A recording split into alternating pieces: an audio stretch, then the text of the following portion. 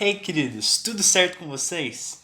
Bom, eu sou o Guilherme e hoje a gente está aqui para resolver um exercício de cinemática escalar, movimento uniforme. Vambora?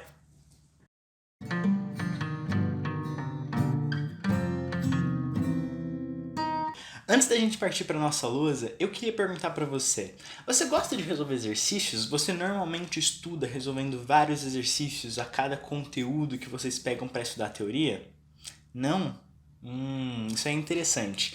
Resolver exercícios, galera, é muito importante para o aprendizado de qualquer disciplina para qualquer pessoa. É resolvendo exercícios que a gente descobre que a gente tem dúvidas que a gente nem sabia que a gente tinha. Então, praticar exercícios é essencial para que vocês tenham o melhor aproveitamento possível de todo o conteúdo que vocês estudarem. Então, a gente está fazendo esse cursinho aqui de cinemática escalar, mas isso só não é o suficiente para garantir que você vai aprender cinemática escalar. Você precisa também resolver exercícios. Existem muitos bancos de exercícios de vestibular e etc. por aí que vocês podem achar com facilidade, tranquilamente. Então, a cada vídeo que a gente fizer aqui, pega um tempinho, uma meia horinha e vai resolver um ou dois exercícios pelo menos, para garantir que você vai ter o melhor aproveitamento possível. Beleza? Vamos embora para nossa lousa agora. Perfeito. Agora que a gente já está aqui com a nossa lousa, a gente também já tem um enunciado jogado aí do nosso lado para a gente poder ler e tentar entender o que o exercício quer da gente. Como vocês podem ver, esse é um exercício da Unicamp de 2012. Sei que já é um pouco antigo, mas eu achei que é um exercício bastante interessante para a gente praticar alguns conceitos que a gente viu na nossa última aula de cinemática escalar, a aula 1 do nosso curso. Então vamos lá. Unicamp 2012. O transporte fluvial de cargas é pouco explorado no Brasil, considerando-se nosso vasto conjunto de rios navegáveis. Isso aqui é só aquela parte de todo o texto de vestibular que tem uma contextualização para a gente não ficar perdido, mas isso aqui é completamente irrelevante para o exercício, né? Vamos lá para a parte que importa agora. Uma embarcação navega a uma velocidade de 26 nós, medida em relação à água do rio. Tá, professor, mas o que é um nó? Calma, ele vai falar ali no texto eventualmente, mas a parte que é importante que a gente note aqui é que ele está falando de uma velocidade em relação à água. Então essa velocidade de 26 nós é uma velocidade que é medida entre o barco e a água. Então, se a gente considerar que a água está parada, o navio está se movendo para frente com uma velocidade de 26 nós. Ou seja, pegando os conceitos que a gente viu na aula 0 e na aula 1 de cinemática escalar, no referencial da água, o navio está com uma velocidade de 26 nós. Beleza? Certinho.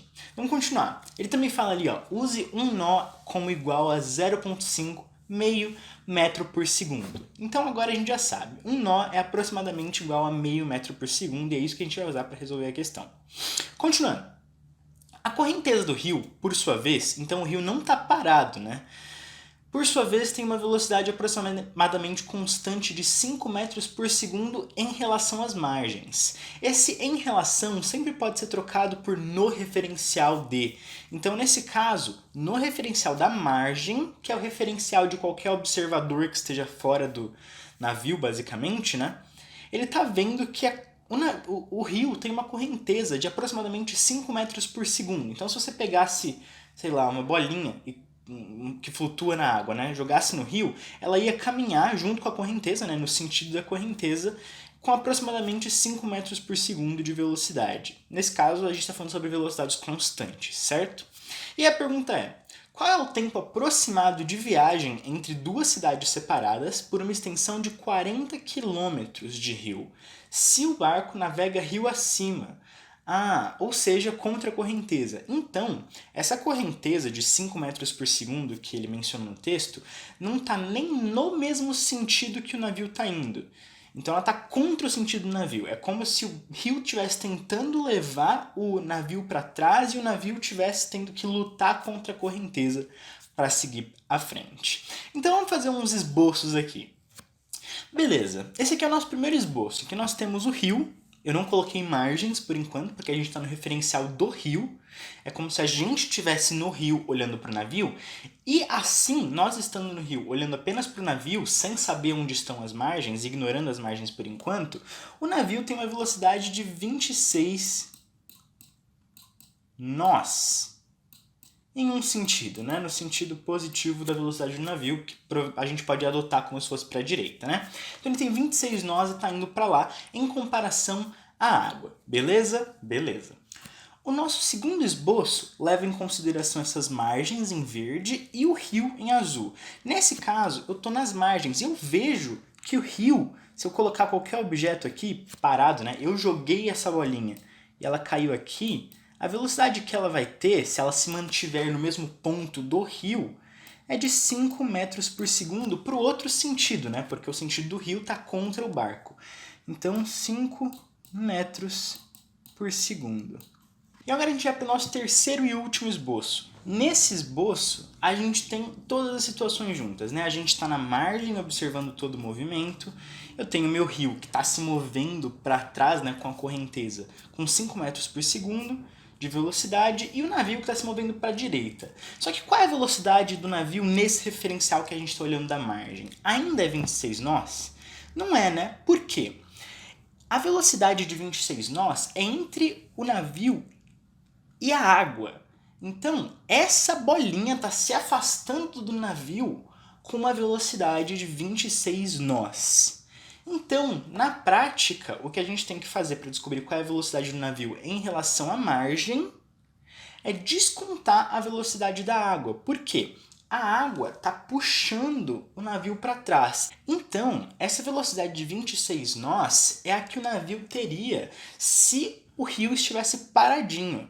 Só que o rio está puxando o barco um pouco, então ele está diminuindo a velocidade do barco.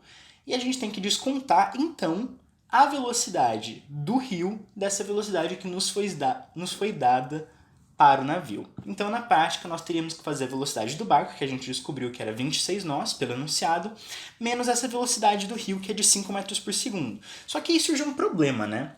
O primeiro problema que a gente vai se deparar lá na frente, que é essas velocidades estão em unidades diferentes. Eu tenho nós de um lado e metros por segundo do outro. Então, nosso primeiro objetivo é converter essa velocidade de nós para metros por segundo. Mas antes, vamos fazer um resuminho de todos os dados que a gente tem desse problema. Então, vamos lá, pessoal. Eu vou chamar de velocidade do rio em relação à margem.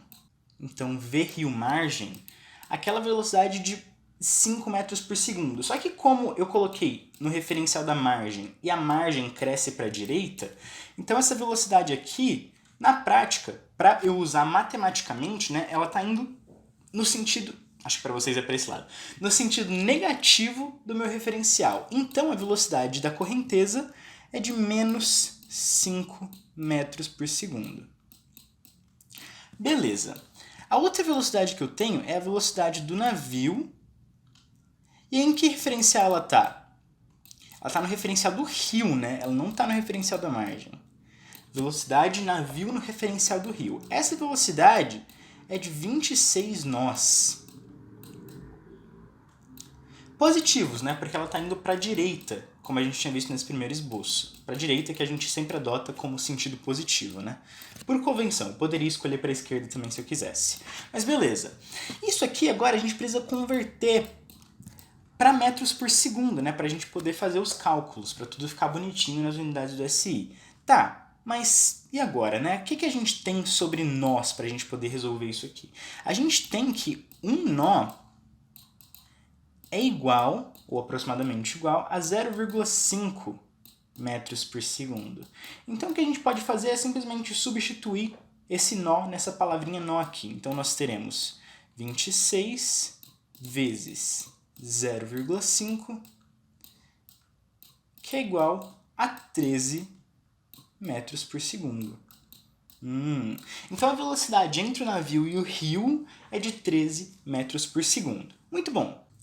Então, o nosso objetivo para a gente descobrir quanto tempo leva para o navio se deslocar em relação à margem de um deslocamento ΔS é descobrir a velocidade entre o navio e a margem, né? Para fazer isso, o que a gente precisava fazer era pegar essa velocidade entre o navio e o rio que a gente acabou de descobrir, que é de 13 metros por segundo, não essa velocidade, ok? Essa aqui é em relação ao navio e à margem. Mas pegar essa velocidade aqui, entre o navio e a água, e descontar a velocidade com que a água está se movendo, né? Porque ela está puxando o navio para trás.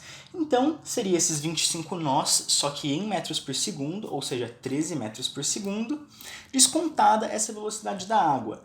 Na prática, eu digo descontar porque a gente colocou com o sentido da setinha aqui, né? Só que matematicamente, o sentido da velocidade é representado com um sinal. Então, na prática, o que a gente vai fazer não é descontar, mas sim somar essa velocidade, que é a velocidade do navio no rio, com essa velocidade do rio em relação à margem, para a gente descobrir a velocidade do navio em relação à margem. Assim, a velocidade do navio em relação à margem é igual à velocidade do navio em relação ao rio, que é de 13 metros por segundo, menos os 5 metros por segundo da velocidade do rio se movendo para trás, puxando o navio, né? Então, a nossa resposta final é de 8 metros por segundo. Essa é a velocidade efetiva com que o navio se desloca em relação à margem. Então essa é a velocidade que você vê o navio se mover se você estiver sobre a terra e olhando diretamente para o navio. Ele está se movendo para a direita, para o sentido positivo do seu referencial, com 8 metros por segundo de velocidade escalar. Como a gente viu sobre velocidades constantes, a velocidade pode ser representada por ΔS dividida por ΔT. Vocês lembram disso? Da nossa aula 1? Beleza, então a gente tem a nossa velocidade e a gente tem o nosso deslocamento ΔS também, não tem? Ele foi dado ali em cima e ele valia 40 km. E o que a gente quer descobrir então é o intervalo de tempo que esse navio vai levar para percorrer esses 40 km. A gente precisa então isolar esse ΔT aqui, né? A gente pode fazer isso muito facilmente passando o ΔT multiplicando para o outro lado e depois passando a velocidade dividindo.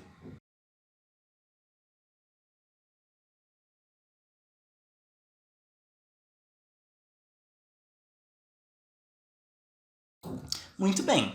Agora, para descobrir o nosso ΔT fica fácil, né? ΔT é igual ao deslocamento, que era de 40 km, dividido pela velocidade, que era de 8 metros por segundo. Só que vocês podem ver aqui que essas unidades ainda estão um pouco confusas, não estão? Porque em cima eu tenho quilômetros e embaixo eu tenho metros. Então a nossa primeira coisa que a gente tem que fazer antes de resolver esse cálculo é converter o quilômetro para metro. Quilômetro é 1000 metros, não é? Então, 40 quilômetros são 40.000 metros divididos por 8 metros por segundo.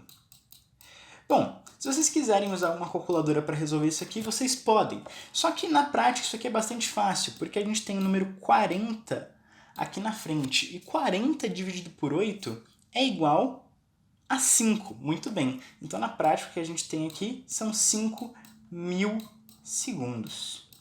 Esse é o tempo que o navio vai levar para percorrer os 40 quilômetros pedidos no enunciado. A gente acabou de descobrir o intervalo de tempo que a gente queria. Só que, se vocês correrem comigo rapidinho aqui nas alternativas, a gente vai ver que a gente não tem nenhuma alternativa aqui de 5.000 segundos, né? Isso porque, em geral, os tempos estão expressos em horas e minutos. Então o que a gente tem que fazer é converter esse tempo aqui para que ele se encaixe em uma dessas alternativas. Essa conversão é bastante simples até. Por quê? A gente tem o nosso ΔT, vou escrever aqui embaixo, igual a 5.000 segundos. Beleza, só que a gente também sabe que 1 minuto é igual a 60 segundos, não sabe? A gente aprendeu isso aqui lá no Fundamental, em casa mesmo. Beleza, então o que a gente precisa fazer para descobrir quanto é esse tempo ΔT em minutos é... A gente também sabe que, então, 1 segundo é igual, eu posso passar esse 60 dividindo aqui, a 1 sobre 60 minuto. Então a gente substitui esse segundo que a gente tem no nosso ΔT por esse segundo aqui. Então, 5.000 vezes 1 sobre 60, ou seja, 5.000 dividido por 60, né? É igual... Opa, perdão. É igual a nada, tenho que colocar as unidades, né?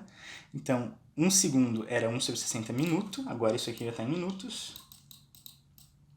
E se vocês fizerem na calculadora, vocês vão ver que isso aqui é aproximadamente igual a 83 minutos. Beleza, muito bom. 83 minutos. 83 minutos a gente sabe que na prática é igual a quanto tempo, né? 83 minutos é mais do que 1 hora, porque 1 hora tem 60 minutos. Então isso aqui vai dar 1 hora mais os minutos que sobraram, que são mais 23 minutos, né? Porque a gente tem os 60 de 1 hora e sobra 23 para dar os 83. Então é 1 hora e 23 minutos de ΔT. E essa resposta aqui está nas nossas alternativas. Ela é a resposta de letra B, que é a resposta correta. Belezinha? E esse foi o vídeo de hoje, galera. Eu espero que vocês tenham gostado. Comenta aí embaixo se você tinha conseguido resolver antes ou se você precisou dessa resolução, se você faria de algum jeito diferente. Também dá para resolver isso aqui usando explicitamente velocidades relativas, que é uma coisa que eu ainda não falei em aula, mas eu vou comentar daqui a pouquinho. Beleza? Muito obrigado por assistir até aqui. Deixa um like aí embaixo, se inscreve no canal e manda esses vídeos para seus amigos. Eu vejo vocês na próxima. Tchau, tchau!